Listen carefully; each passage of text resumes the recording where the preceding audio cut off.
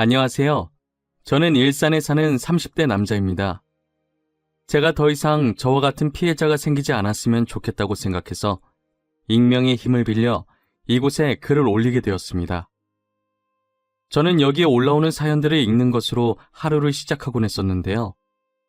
그런 제가 글을 쓰고 있을 거라고는 생각을 못했습니다. 사연을 읽다 보니 저도 최근에 어처구니 없는 일을 겪게 되어서 여러분들께 들려드리려고요. 저는 2년 전에 파혼을 경험한 적이 있어요. 꽤 오랫동안 만났던 여자친구와 결혼을 약속했었는데 결국에 끝은 파혼이네요. 그 뒤로는 아직 좋은 짝을 만나지 못해서 이렇게 혼자 살고 있어요. 그렇다고 여자친구에게 문제가 있어서 파혼한 건 아니었고요. 제가 먼저 파혼하자고 했지만 사실은 저희 집안 때문에 제가 파혼을 당한 거나 마찬가지였어요. 여자친구의 집안은 부모님 두 분 다 건강하게 살아계시고 아버님께서 사업을 하고 있어서 꽤나 잘 사는 편이었거든요. 반면 저는 그에 비해 홀아버지 밑에서 자랐고 지극히 평범한 월급쟁이 집안이었어요. 그래도 저나 아버지나 빚은 없어서 나름 괜찮다고 생각했었어요. 처음 여자친구 집에 인사를 드리러 갔을 때 예비장인께서는 딸이 좋다고 하니 저에 대해 아무 생각이 없어 보이셨어요. 하지만 예비 장모께서는 여자친구에 비해 많이 기우는 저희 집안 때문에 저를 사위로 썩 내켜하시진 않으셨어요. 그래, 자네 아버지가 비서일을 하신다고? 뭘 다르게 하시는 일은 없으시고 사업엔 관심이 전혀 없으신 건가? 네, 저희 아버지께서는 사업에 관심이 없으세요. 지금 생활도 만족해 하시면서 살고 계세요. 저도 안정적으로 월급 받으면서 사는 게 좋다고 생각하는 편이고요. 남자는 자고로 욕심이 있어야 하는데 이렇게 욕심이 없어서야 원. 그럼 아버지께서는 쭉 남의 시중 들면서 비서일만 하신 건가? 네. 시중이라는 표현은 좀 그렇지만 어떻게 보면 그런 셈이죠. 성인 되신 후부터 지금까지 쭉 한 분만 모시고 계세요. 너무 대놓고 저희 아버지 직업을 무시하는 태도에 저도 기분이 좋지 않았어요. 하지만 예비 장모께서는 제 기분은 아랑곳하지 않고 계속 무시하시더라고요. 그래도 저는 어른들 앞이니까 나름대로 티를 안 내려고 정말 노력 많이 했어요. 모든 수모를 다 받아도 견딜 수 있을 만큼 여자친구를 많이 좋아하기도 했고요. 저는 예비 장모께서 제게 마음을 여시길 기다리고 있었습니다. 그런데 어쩐 일인지 예비 장모께서 먼저 저보고 만나자고 연락을 주신 거예요. 드디어 예비 장모께서 마음을 여신 건가 하는 부푼 마음에 여자친구 집을 다시 찾았어요. 너무 떨려서 배를 누르기 전에 심호흡을 몇 번 했는지 모르겠어요. 하지만 이런 저를 무색하게 만드는 흰 봉투가 제 눈앞에 떨어졌어요. 예비 장모께서는 제가 자리에 앉자마자 제 쪽으로 흰 봉투를 던지시더라고요. 진짜 드라마에서만 보던 돈 봉투를 실제로 받아보게 될 줄은 몰랐어요. 잘 산다고 하더니 정말 잘 사는 집안이었는지 봉투가 두둑했어요. 그리고는 예비 장모께서 섭섭치 않게 넣었으니까 자기 딸과 헤어져 달라고 하시더라고요. 여자친구한테는 자신을 만났다는 말을 하지 말라고 당부하시면서요. 어쩜 드라마랑 이렇게 똑같은지 순간 전원 버튼이 어디 있는지 찾을 뻔했다니까요. 저는 돈 필요 없다고 말하면서 봉투를 그대로 두고 여자친구 집에서 나왔습니다. 이별은 원래 만나서 해야 하는데 만날 기분이 전혀 나지 않아서 집 가는 길에 전화로 여자친구한테 이별을 통보했어요. 주연아, 우리 오늘 만나기로 했었잖아. 미안한데 일이 생겨서 못 만날 것 같아. 그리고 이것도 만나서 얘기하려고 했는데 도저히 만날 기분이 아니라서. 우리 이제 그만하자. 그만하자니? 오빠, 갑자기 그게 무슨 말이야? 헤어지자는 말 아니지? 우리가 왜 헤어져야 하는데 도대체 왜 그러는 건데? 나 방금 너네 어머니 만났어. 나한테 돈 봉투 던지면서 너랑 그만 만나라고 하더라. 나 어머님이 우리 아버지 무시하는 것도 너 때문에 다 참고 있었는데 이건 정말 아닌 것 같다. 우리 엄마를 만났다고? 돈봉투는 또 무슨 말이야? 오빠, 내가 엄마한테 잘 말할게. 내가 설득할 수 있어. 그러니까 헤어지자고만 하지 마, 응? 내가 잘못했어. 내가 엄마 대신 사과할게. 너가 잘못한 게 아닌데 왜 너가 사과해? 사과할 사람은 따로 있지. 난 더 이상 이렇게는 못 살 것 같아. 미안해, 끊을게. 저는 결국 여자친구한테 예비 장모와 있었던 일을 이야기하게 되었어요. 여자친구는 곧장 예비 장모에게 따진 것인지 얼마 지나지 않아서 예비 장모에게 연락이 오더라고요. 내가 주연이한테 말하지 말라고 그렇게 얘기했는데 그새 주연이한테 일러 바쳤니? 왜? 그 돈으로는 부족했던 게야? 그럼 더 줄게. 얼마면 되는데? 제가 돈 받고 나온 것도 아닌데 왜 말하면 안 되는데요? 제 입으로 제가 말하겠다는데 무슨 상관이에요? 어머니께서는 무슨 일이든 이렇게 돈으로 해결하셨어요? 그래, 돈이면 다 되는 거 아니니? 돈만 쥐어주면 다들 조용히 입 다물더라. 너가 돈을 가져본 적이 없어서 모르나 본데 세상은 원래 돈으로 살아가는 거야. 어떻게 어머니한테서 주연이같이 착한 아이가 태어났는지 모르겠네요. 이런 어머니를 둔 주연이가 참 불쌍해요. 저 당신 딸 만날 일 없으니까 다시는 연락하지 마세요. 제가 원래는 막말하는 성격이 아닌데 저도 모르게 말이 막 튀어나오더라고요. 그래도 여자친구가 좀 걸리긴 했지만 하고 싶은 말을 하고 나니 속은 조금 후련했어요. 저는 여자친구 없이도 잘 살아보려고 노력을 많이 했어요. 하지만 제가 너무 사랑했던 사람이라 불쑥불쑥 여자친구가 생각나긴 하더라고요. 그런데 얼마 지나지 않아 예비 장모에게 다시 연락이 오는 거예요. 지금 여자친구가 저와 헤어지고 나서 식음을 전폐하면서 시름시름 앓고 있다고요. 보다 못해 이대로 딸이 잘못될까봐 저한테 전화했다고 하시더라고요. 나 주연이 엄마인데 우리 딸이랑 만나는 건 아무 말 안 하겠네. 그러니 주연이랑 다시 만나주면 안 되겠나? 지금 저랑 뭐 하자는 거예요? 제가 그렇게 만만하세요? 헤어지라고 돈봉투 던질 땐 언제고 지금은 다시 만나달라고요? 지금 주연이가 많이 아파. 자네랑 헤어진 이후로 밥도 안 먹고 방에서 나오질 않아. 혼자서 시름시름 앓고 있는데 햄이 된 사람이 할 수 있는 게 이거밖에 없는 것 같아서 전화했어. 주연이 저렇게 만드신 건 어머니예요. 어머니가 그때 제게 돈봉투만 던지지 않으셨어도 저희는 이렇게 헤어지지 않았어요. 알아요? 그래, 다 내 잘못이야. 그러니 우리 주연이를 봐서라도 한 번만 용서해주면 안 되겠나? 내가 다시는 둘이 만나는 걸로 아무 말 하지 않겠네. 솔직히 이때까지 예비 장모가 했던 말과 행동을 생각해보면 다시 만나고 싶지 않았어요. 예비 장모와 전화를 마치고 정말 오랫동안 고민을 많이 했어요. 애타게 기다리던 예비 장모에게 사과 문자까지 올 정도였으니까요. 하지만 저는 여자친구를 생각했던 것보다 훨씬 더 사랑했더라고요. 저는 결국 여자친구가 저와 헤어지고 힘들어한다는 말이 계속 머리에 맴돌아서 여자친구에게 연락해 다시 만나자고 했죠. 여자친구는 저와 다시 만나는 동안 예비 장모를 설득한 것인지 예비 장모가 먼저 여자친구한테 상견례를 하자고 말했다더라고요. 저는 들뜬 마음으로 아버지께 말씀드리고 아버지께서 편하신 날로 날짜를 잡았어요. 아버지는 상견례 가서 기 죽으면 안 된다면서 백화점에 가자고 하시더라고요. 그러더니 남성 코너에서 정장 2벌을 들고 저를 부르고 계셨어요. 아버지, 2벌이나 사시게요? 어차피 상견례 한 번만 하는 건데 한 벌이면 되지 않을까요? 아니면 저보고 둘 중에 하나 골라달라는 말씀이세요? 아니, 하나는 네 옷이야. 너도 새 걸로 한 벌 내가 맞춰주려고. 이건 아빠가 우리 아들한테 주는 축하 선물인데? 아버지 전 괜찮아요. 회사 다니면서 정장 입으니까 종류별로 되게 많아요. 그러니까 괜히 엄한 데 돈 쓰지 마세요. 아이 참, 내가 주는 선물이라니까 그러네.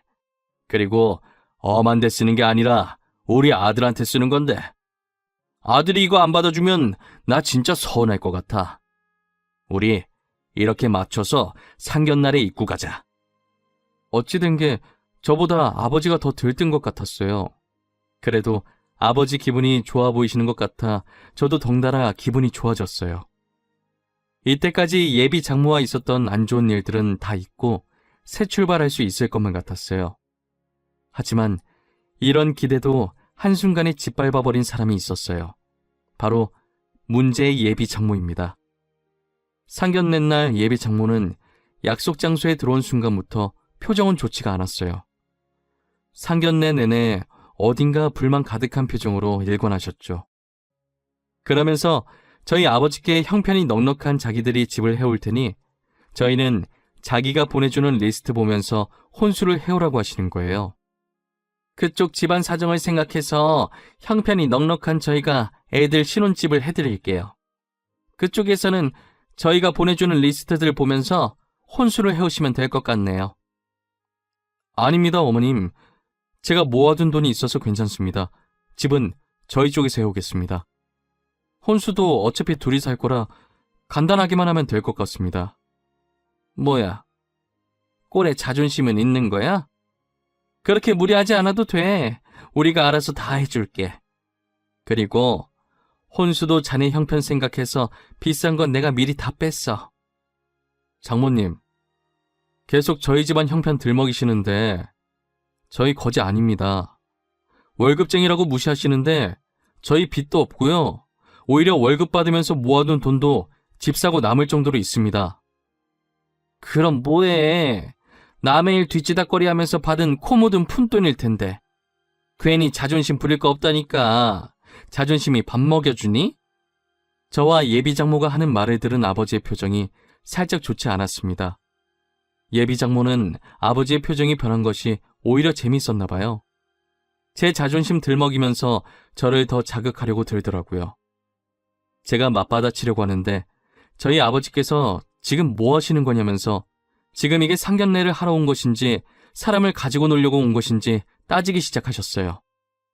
결국 상견례 분위기는 살아놓은 판이었고 저는 아버지를 데리고 그 자리에서 나왔어요. 여자친구는 저를 붙잡았지만 저는 뒤도 돌아보지 않고 여자친구 손을 뿌리쳤어요. 그리고 여자친구한테 도저히 이건 아닌 것 같다며 결혼은 없던 일로 하자고, 어쩌면 우리 관계도 이대로 계속 만나도 되는 것인지 다시 생각해봐야 할 것 같다고 했어요. 저는 아버지께 너무 죄송해서 집에 가는 내내 아무 말도 할 수 없었어요. 그렇다고 아버지도 딱히 제게 말을 걸지 않으셨고요. 차 안 공기는 히터를 아무리 세게 틀어도 냉동 창고 마냥 차가웠어요. 집에 도착한 뒤 한참 말이 없던 아버지께서 제게 입을 열었습니다.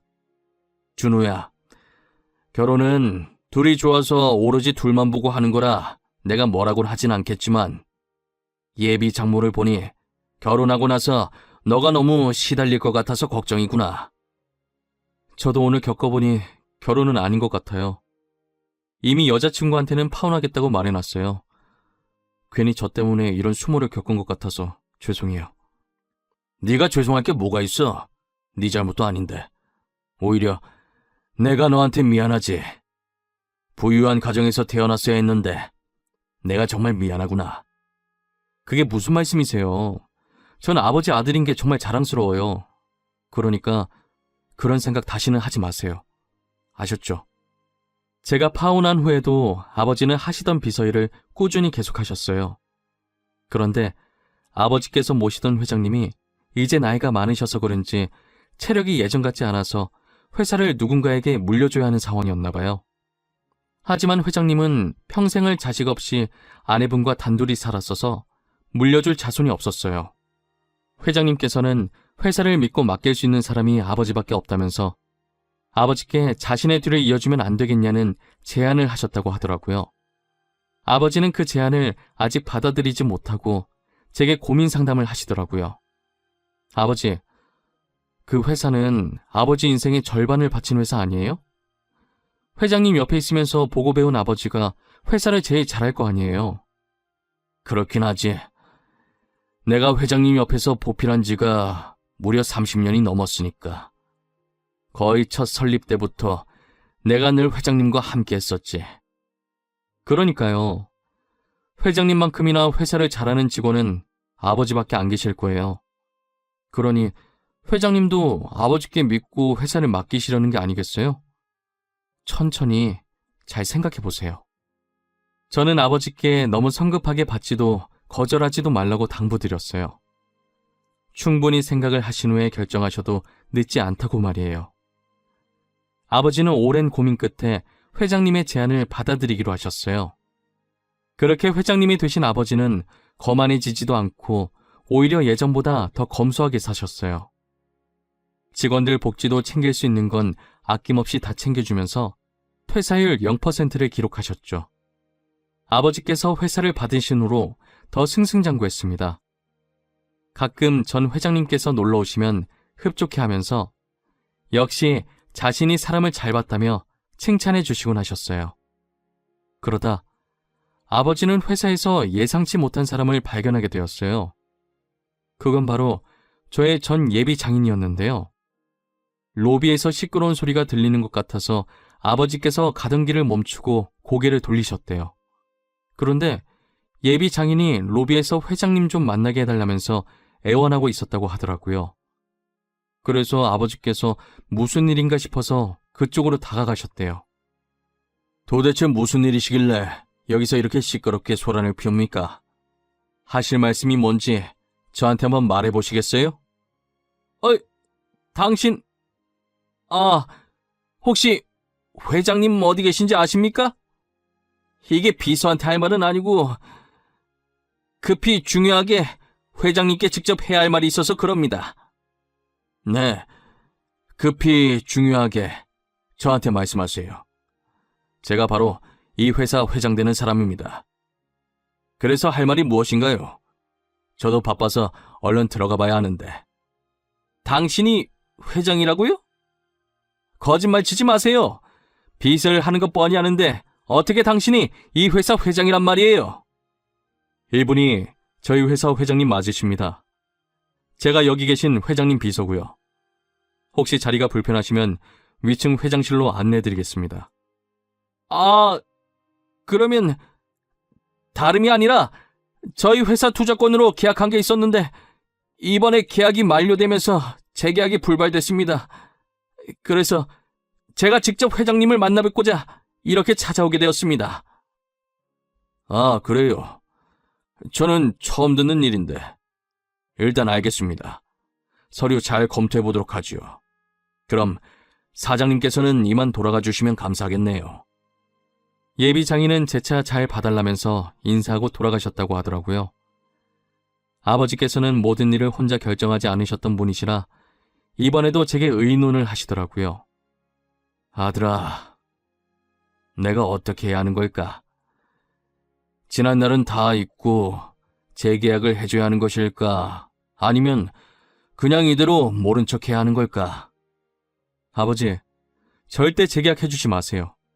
어차피 두 번 다시 볼 사람들 아니에요. 뭘 망설이세요? 그냥 아무것도 해주지 마세요. 하지만 내가 투자를 해주지 않는다면 그 회사는 망하게 될 것이야. 우리 회사가 제법 많이 투자를 해주고 있었더라고. 이제껏 저희한테 했던 말과 행동들 기억 안 나세요? 그 집안에 당한 것들 벌써 잊으신 거냐고요. 저는 절대 반대예요. 아버지는 저의 완강한 반대에도 생계가 달려있다 보니 많이 망설이는 눈치셨어요. 저는 결국 아버지께 며칠만 더 고민해보라고 말하고 방으로 들어갔어요. 하지만 예비 장인에게 들은 것인지 그걸 못 참고 다음날 예비 장모가 아버지를 찾아왔다고 하더라고요. 그러더니 사람들이 보든 말든 무릎부터 꿇고 사정하기 시작했다고 해요. 사돈, 우리 사돈 될 뻔한 사이잖아요. 그러니까 저희 한 번만 도와주세요. 네? 이번에 계약 못하면 저희 회사 진짜 망해요. 직원들 월급도 줘야 하는데 제발 살려주세요. 일단 제가 서류 잘 검토해보도록 하겠습니다. 그러니 이만 돌아가세요. 지금 사람들 다 보고 있습니다. 사돈께서 약속하시기 전까진 전 한 발자국도 못 갑니다. 사돈도 힘들게 살아와서 아실 것 아닙니까? 지금 누구보다 저희 심정 아실 것 아니에요. 죄송하지만 전 힘들게 살아온 적이 없습니다.